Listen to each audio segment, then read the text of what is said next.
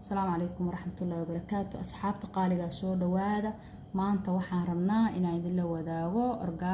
shea seeds waxa weeyaan bahal aad u wanaagsan caafimaadkana aad ugu wanaagsan weeyaan waxaan rabnaa marka inaan quraac ka sameysano anigu waxaan ka soo iibiyay kan organic weeyaan organic shea seeds baa ku qoran waxaan ka soo iibiyay farmasiga ayaan ka soo gaday laakiin meelo badan waad ka heli kartaa sida dukaamada carabta oo kale maxay ahayto meelo badan ayaad ka heli kartaa Guardian oo kale waad ka heli kartaa marka bahalkan hadda ku horeyaan isticmaal jiray runtii faa'iido badan ayuu leeyahay caloosha ayuu socodsiiyaa miisaanku dhimaa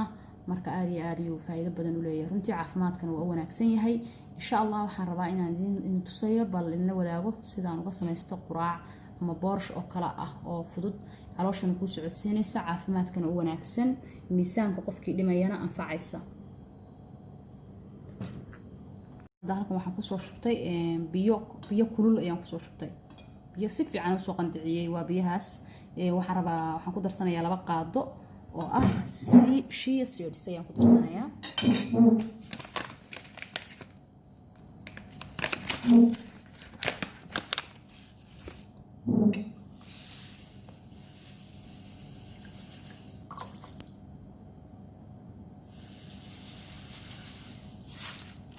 sorry waxoogaa baa igaga daatay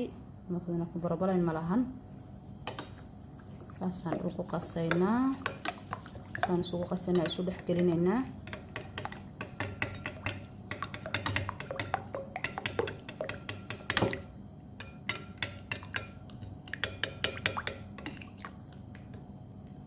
saxaabta qaaliga xoogaa ayaan dhigaynaa waxaan sugaynaa adiga 20 daqiiqo camal baan sugaynaa marka laakiin biyaha waa inay si fiican u kululiyeen way hadda doonayso markiiba inaad isticmaasho waa inay biyuhu si fiican u kululiyeen si fiican u qandac yihiin oo markaas markiiba wuxuu noqonayaa isku dhigaya wuxuu noqonayaa wuuna soo badanayaa marka insha Allah hadhow ayaan idin la wadaagayaa qaabku noqdo cabaar ayaan dhiganaynaa hadda 20 minutes ayaan sugaynaa saxaabta qaaliga bahalkeena saan ayuu ku soo baxay marka after 20 minutes sugnay waxa weeye saan ayuu noqday saas ayuu adkaaday oo rararkaas uu leeyahay dadka qaarkiis waxa laga yaabaa inay dhahaan waxaan sidee loo laakiin ma sha Allah aad iyo aad u faa'iido badan u leeyahay runtii aniga ayaa tijaabiyay hadda ka hor isticmaali jiray caloosha wuu socodsiiyaa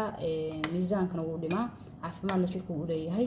marka haddana waxaan ku darsanaynaa caanaheena ayaan ku darsanaynaa waana isticmaalayna waa caano yogurt weeyaan ama garood qof walba soo yaqaano 3 qaado caano ayaan ku darsanaynaa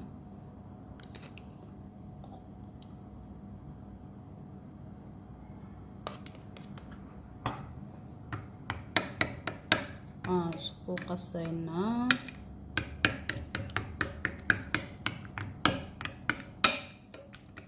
saxaabta qaaliga waxaan ku raahday baalkan hadaad barato runtii waad jeclaanaysaa ma sha Allah weeyaan subaxii iskalkii aad waxyaabo saliid iyo waxaas aad subaxa hore isticmaali lahayd kan hadaad isticmaasho caloosha way ku soconaysaa fresh adiga dhan waxa dareemaysaa fresh aad iyo aad ayuu u fiican yahay oo wanaagsan yahay marka insha Allah bal anigu waan tijaabiyay idinkuna ila tijaabiyay insha Allah waxaan kale idin soo wadaagi doonaa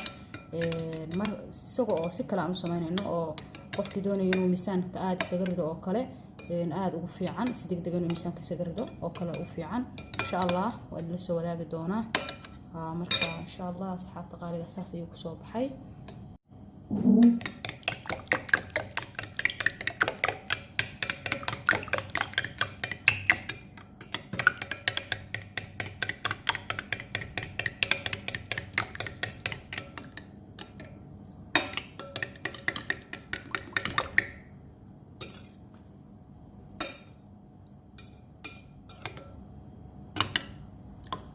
qaaliga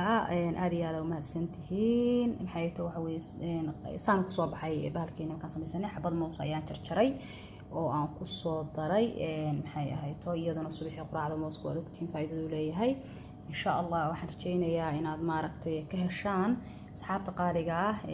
waxaan ka rajaynayaa insha Allah qofkii aan channelka awal ku intii awal ku jirtay aad iyo aad u mahadsantihiin in commentigiina quruxda badan iyo maxay ahayd daawashadiinaba waad ku qurux badan tihiin views ka siinaysan intaba qofkii please qofkii aan channelka hore u arkin ama subscribe ahaan please subscribe saar soo dhaweey walaashaada cusub soo dhaweey maadaama channelku cusub ay saxaabta qaaliga ah la soo dhaweey aad iyo aadna u mahadsantihiin